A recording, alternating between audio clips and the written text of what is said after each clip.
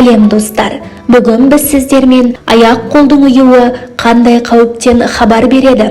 Осы сауалға жауап береміз. Видеоны қарамас бұрын менің арнама тіркеліп кетіңіз. Аяқ-қолдың ұюына не себеп болады? Қолдың буыны мен табан маңызды екі жүйесінің, яғни қан айналымы мен жүйкенің тоғысқан жері.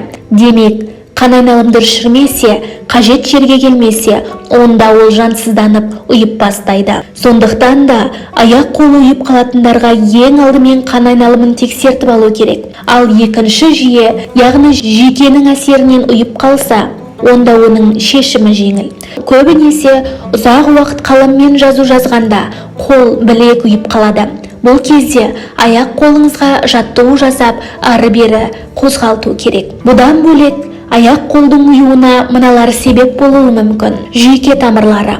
Қол мен аяқтарда орналасқан жұлын мен ми тамырларының жүйкесі ауырғанда аяқ-қол ұйып белгі береді. Бұл көбінесе егде жастағыларда көбірек кездеседі. Демек, аяқ-қол ұйыған кезде жедел түрде жүйке тамырларының жұмысын тексерту керек. Екінші топтағы диабет ауруы кезінде аяқ-қолдың жиі ұюы қан диабетінің екінші түрінен белгі береді. Бұл кезде қолдың буынына қарағанда аяқ көбірек ұйып маңызды алады. Дәрумен жеткіліксіздігі кезінде В1, В6, В12 дәрумендері жүйке саулығына жауап береді. Демек, аталған дәрумендер тапшылығы да аяқ-қолдың ұюына себеп болады. Спиртті ішімдік. Алкогольді қабылдау кезінде ағза дәрумен тапшылығына ұшырайды. Тамақ режимі бұзылады.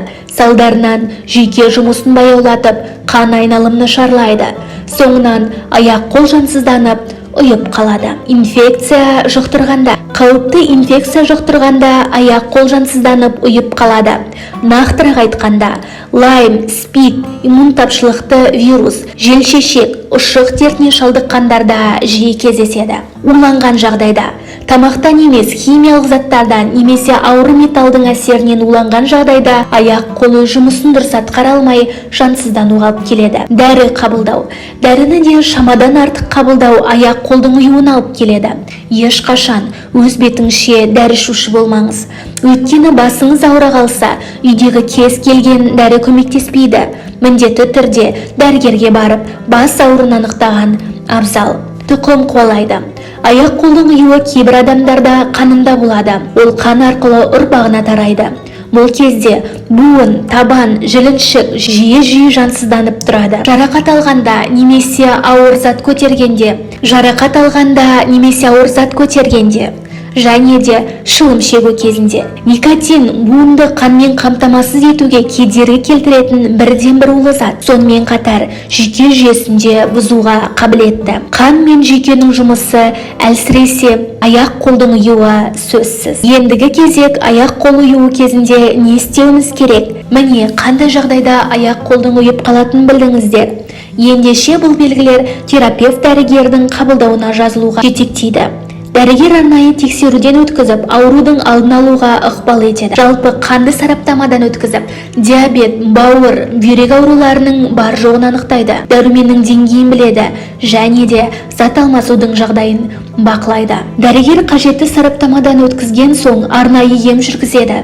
Көп жағдайда дәрінің көмегіне жүгінбейді. Аяқ-қолдың ұюы салауатты өмір салтын ұстансаңыз, жазылатын ауру екенін ұмытпаңыз. Бастысы, қимыл қозғалысты реттеңіз, дұрыс тамақтаныңыз, қанттың мөлшерін азайтыңыз, дәрумендер қабылдаңыз, жағымсыз әдеттерге нүкте қойыңыз, артық салмақтан арылыңыз. Ендеше, тексеруден өтіп, қажетті ем алудан қашпаңыз, саулығыңызды сақтаңыз, қалай сырқатқа тосқауыл болатыныңызды біле жүріңіз. Денсаулығыңыз мықты болсын. Егер де видео ұнаған болса, лайк басуларыңызды өтінемін.